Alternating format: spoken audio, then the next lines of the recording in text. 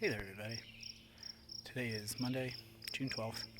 We're getting ready to head to market, and there are a few things that I didn't touch base on in our last video about market preparedness, and there are some other things that I'd like to tell you guys about and get out of the way real quick. We are a very small-scale permaculture nursery following regenerative principles. Part of our money-making strategy and overall marketing strategy is to leverage the work that we do on YouTube and other platforms to help grow the following, to help give our bottom line a pad, and to reach out, because I do a lot of this work by myself in the woods, and it's nice to build a community. So with that in mind, I promise this channel will always focus on education. If you choose to donate or give gifts or buy from us or any kind of financial support, we appreciate it. It is absolutely not necessary. We'll continue doing this work regardless of what that is and what that looks like. Please check out the description below. We have some links. They're not complete. As always, as all of us, they are a work in progress. That said, let's talk about some plants. This is our setup for market right now.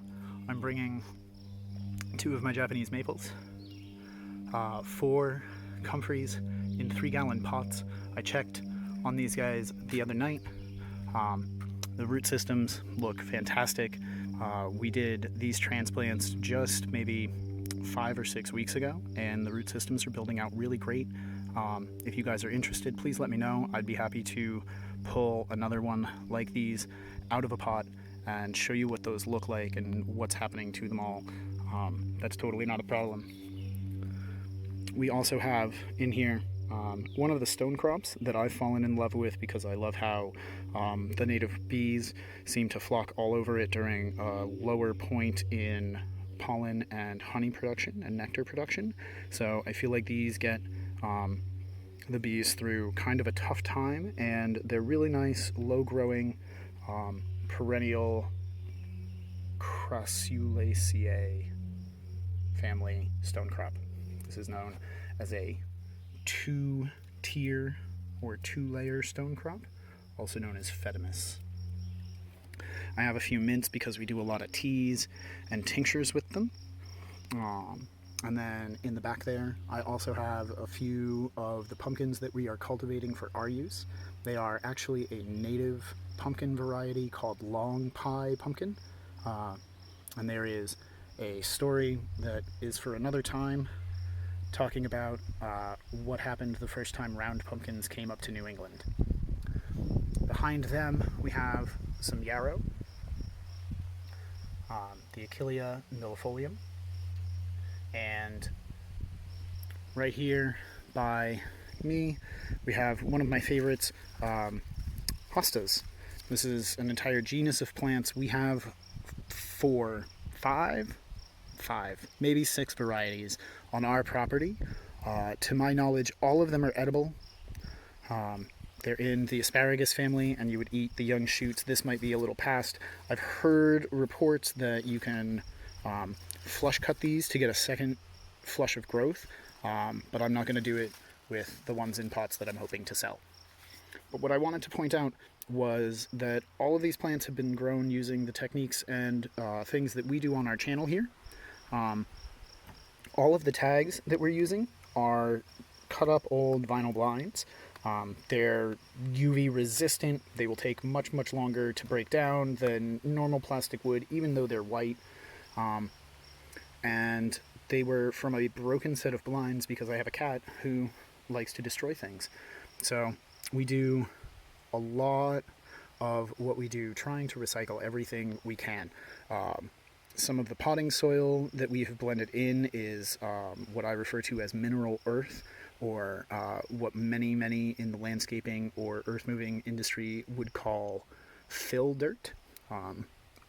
It is bare, barren, low organic matter or no organic matter soil media.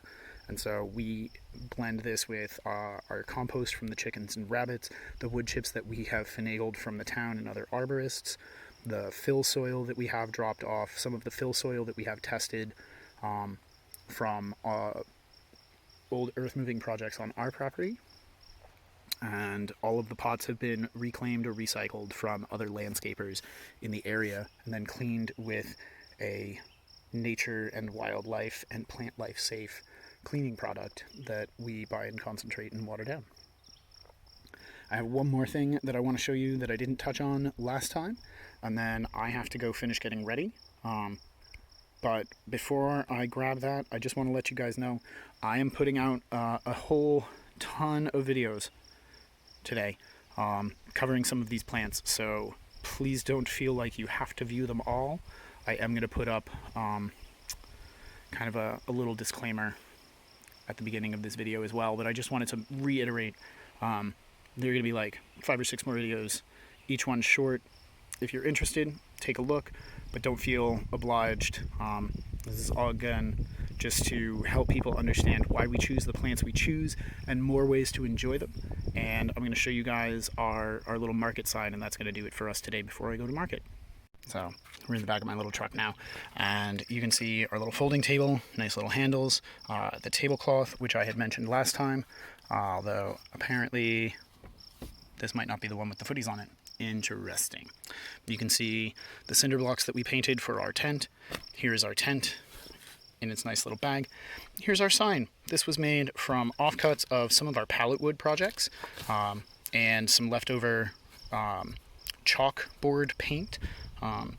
It takes several coats to get it like this, but what we did is just glued down.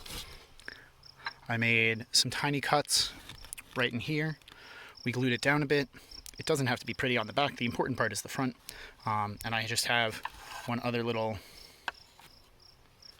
piece there. Eventually I will stick a tiny hinge on it and secure it and fasten it. But for right now, this does it.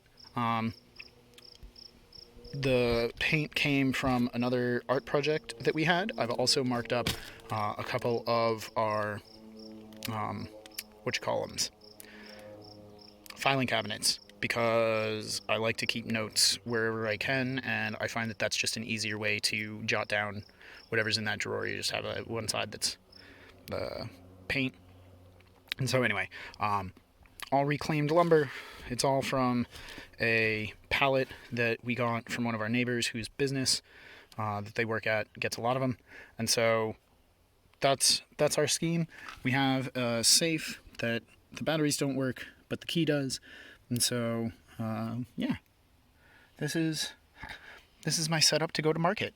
I am ready and raring to go.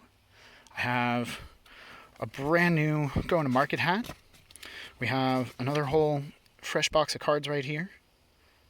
Boop, come be a friend. And so this is exciting. Wish us luck, guys. Last week got rained out because that storm was huge, but today is looking gorgeous and the weather has cleared for the morning, and so I can't wait to find forever homes for all of these plants that I love.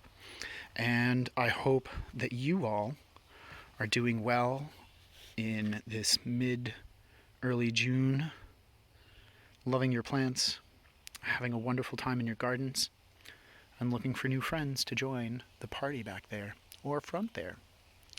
Till next time, thanks for watching, and happy planting.